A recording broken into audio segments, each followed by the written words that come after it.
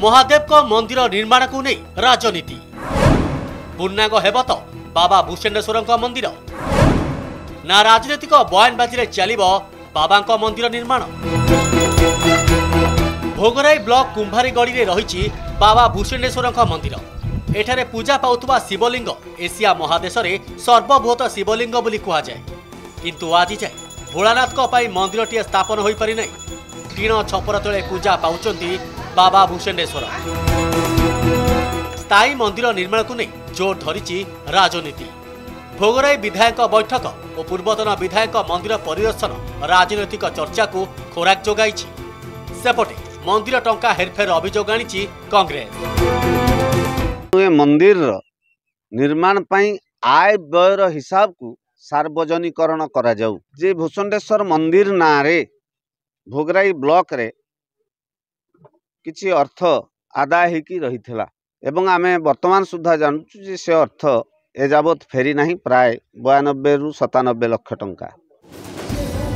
2018 बाबा भूषणेश्वर मंदिर निर्माण काम आरंभ होइथिला। 60 पिलर्स फाउंडेशन काम होइथिला। एथिपाई प्राय 2 कोटी टंका खर्च कराइथा बेले पांठी अभाव और पत्थर न मिलिबारु काम बाधाप्राप्त होइथिला। हेले एबे 83 लाख टंका पांठी सह पत्थर मिलिछि। काम पुणी थरे आरंभ हेबो बोली कहिछथि स्थानीय विधायक। इथि एशियार सर्वबृहत शिवलिंग रही गोटे अस्थायी मंदिर रे लिंग को रखा जाई पूजा अर्चना करा जाउछि। बर्तन पत्थर आसी सारी आमर विभिन्न सोर्स जो फंड्स असुविधा थिला ताकू मध्य आम पाखक आसी सारानी। आम प्राय आम हाथ में जी अर्थ रही से अर्थ रे काम आरंभ करिबा और त्वरान्वित करिबु। यह व्यतीत आम आशा करूछु सरकार या पर शुभ दृष्टि पड़िले इटा आउरी आगु को जीवो। 2019 रो आम आरंभ कलुनी आज पर्यंत एतिक मात्र काम होइचे।